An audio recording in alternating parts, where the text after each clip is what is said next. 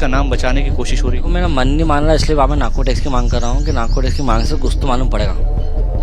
चाहता हूँ कि एमपी पुलिस भी जांच करे, क्योंकि एमपी को बदनाम करा उसने। और मैं इसका जो सबसे बड़ी बात है क्या, महाअहिल्या पवन नगरी को पहली बार किसी लड़की ने इतनी बेकार तरीके से बदनाम करा पूरे देश के अंदर, तो एमपी पुलिस को इसमें आना चाहिए। तो इनको पाँव में गोली वोली मारा, कुछ भी इनकाउंटर करा, खत्म करे खेल को, हमको शांति मिल जाएगी, हम भी चेंजेस हो जाएंगे।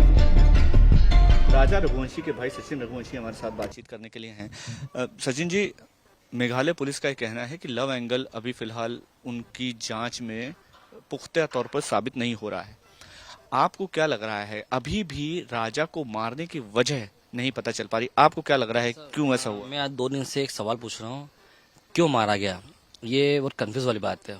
मारा है ये तो कबूल कर लिया, अब ये मारा गया कबूल कर कि इंसान का फाइल बंद कर दें, तो सोचने वाली बात है कि मारा क्यों, वजह क्या थी, इसके पीछे ऐसा कौन सा राज था? राज तो एक पकड़ा ही गया वैसे तो, लेकिन जो घेरा राज है वो क्या है कि इसको क्यों मारा गया, ये बस सोचने मजबूर करता है। जब आपको मैं सोता हूँ, जब मैं सोता हूँ राजा के रूम में हूँ, कि मेरे को उसकी यादें अभी भी है, तो मेरे को बाबा चीज़ याद आती है कि यार कि मैं क्यों मारा, ये तो बता दें। तो मार डाला कबूल कर लिया, ये ठीक है, क्यों मारा है ये बस मजबूर कर सोचने के लिए। ऐसी क्या बात है जो आपको लग रहा है कि निकल नहीं रही है बाहर? क्या किसी और का इन्वॉल्वमेंट आपको लग रहा है कि जिसका नाम बचाने की कोशिश हो रही देखो मेरा मन नहीं मान रहा, इसलिए मैं नार्को टैक्स की मांग कर रहा हूँ कि नार्को टैक्स की मांग से कुछ तो मालूम पड़ेगा। है?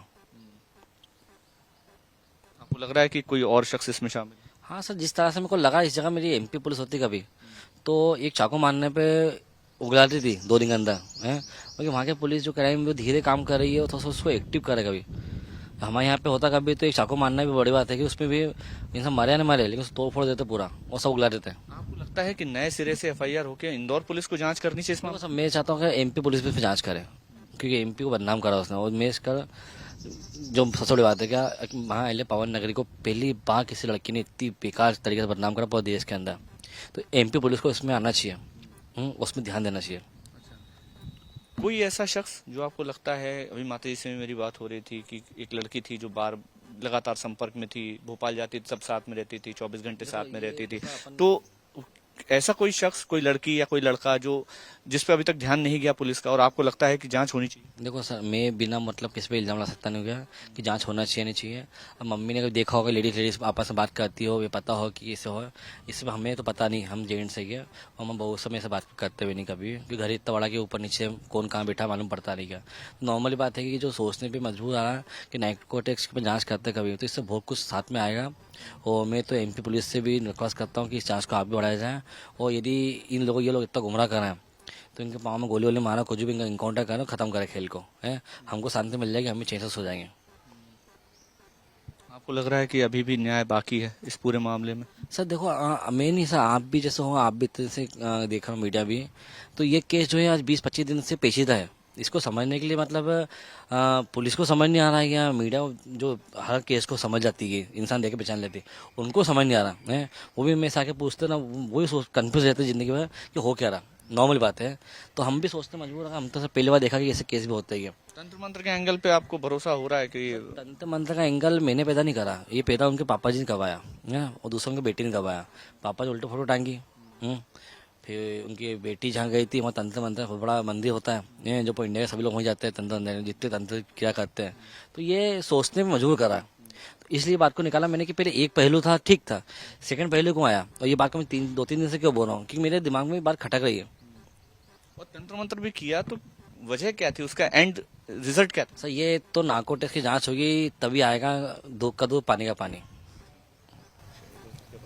तो सचिन रघुवंशी जी हैं, जिनका अब ये कहना है कि मामले में नार्को टेस्ट होना चाहिए, क्योंकि अभी तक राजा को मारने की वजह सोनम ने नहीं बताई है, और इस पूरी जांच में अभी तक राजा की मौत एक मिस्ट्री बनी हुई है कि राजा को आखिर मारा तो मारा क्यों, चाहे वो तंत्र किया हो, चाहे वो लव अफेयर हो, चाहे कोई और एंगल हो, लेकिन अभी तक इस बात का खुलासा नहीं हो पाया है कि राजा की हत्या आखिर हुई तो हुई क्यों।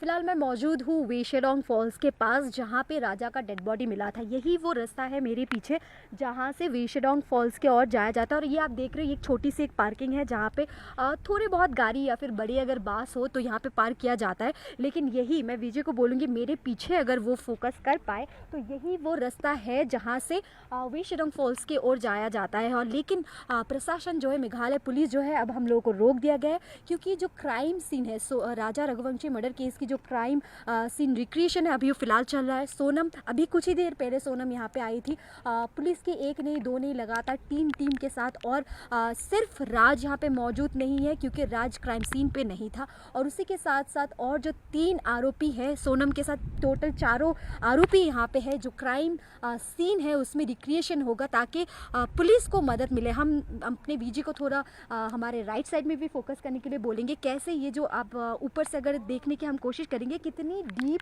ये खाई है। और लगातार जैसे हमने पहले भी आपको बताया है, हमने जब सोनम की रेस्क्यू ऑपरेशन चली थी, हम जैसे जो पार्किंग लॉट एरिया है वेशेडोंग फॉल्स के पास में, वहाँ पे जैसे गए थे, उसके साथ साथ में हमने ये देखा था एनडीआरएफ एसडीआरएफ से जब हमने लगातार बात किया तो उनसे बात करते हुए ये पता चला था कि वो जो डीप है, जो 1 नहीं 2 नहीं 3 की खाई के बीच में जो डीप खाई है, उसका लगभग जो डीप है वो लगभग 300 मीटर की है। और एसडीआरएफ एनडीआरएफ की अगर बात करें, जब राजा की डेड बॉडी मिली थी तो उसी के साथ साथ सिर्फ 200 मीटर तक ही वो लोग जा पाए थे। और मैं अपने वीडियो को बोलूँगी, अगर राइट में भी थोड़ा फोकस कर पाए तो आप देखेंगे कि हमारे साथ साथ और भी लोग यहाँ पे मौजूद है।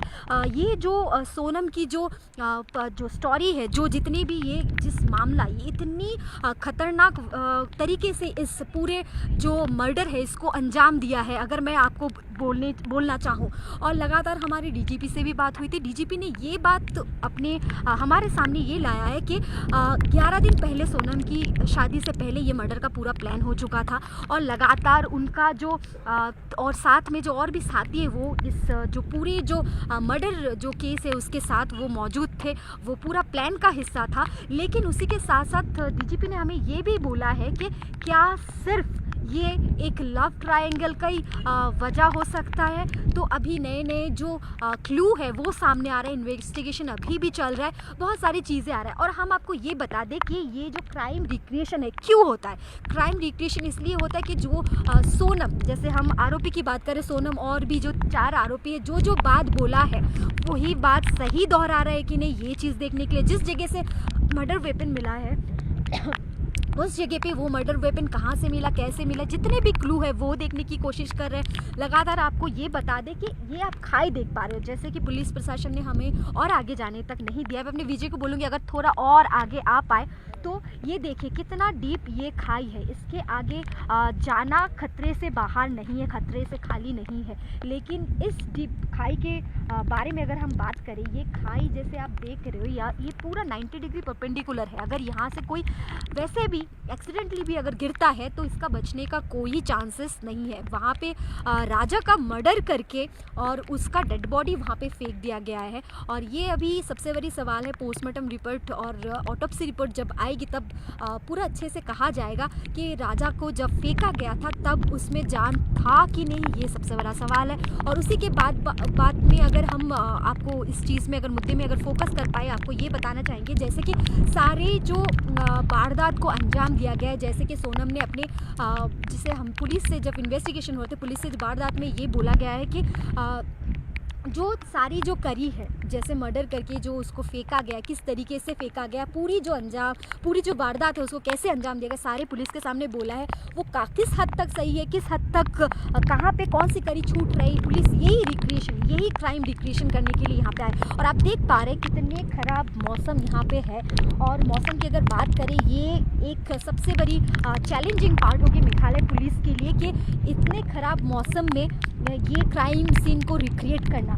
और इसी के साथ साथ हम आपको और भी चीज़ बताना चाहेंगे कि ये जो मौसम है, ये जो क्लाउड्स है, ये बारिश हो रहा है लगातार, आप देख रहे हो कि 2 सेकेंड में कैसे मौसम ख़राब हो रहा है। और क्लाउड्स के साथ साथ ये जो बादल है, बादल के साथ साथ जैसे बारिश भी हो रहा है। तो इसी के साथ साथ हम आपको इतना बता दें कि जो ब्लड स्टेन्स जनरली होते हैं मर्डर के टाइम पे ब्लड स्टेन्स होता है या फिर मर्डर वेपन पे ब्लड स्टेन्स होते हैं, वो मिलना कहीं ना कहीं थोड़ा मुश्किल दिख रहा है, क्योंकि जिस तरीके से बारिश, जिस तरीके से यहाँ पे क्लाउड्स है। और अगर बात करें सोरा की, सोरा ऐसी एक जगह है जो दुनिया की सबसे वेटेस्ट प्लेस माना जाता है, जिस जगह पे नॉर्मल टाइम में भी बहुत ज़्यादा बारिश होता है।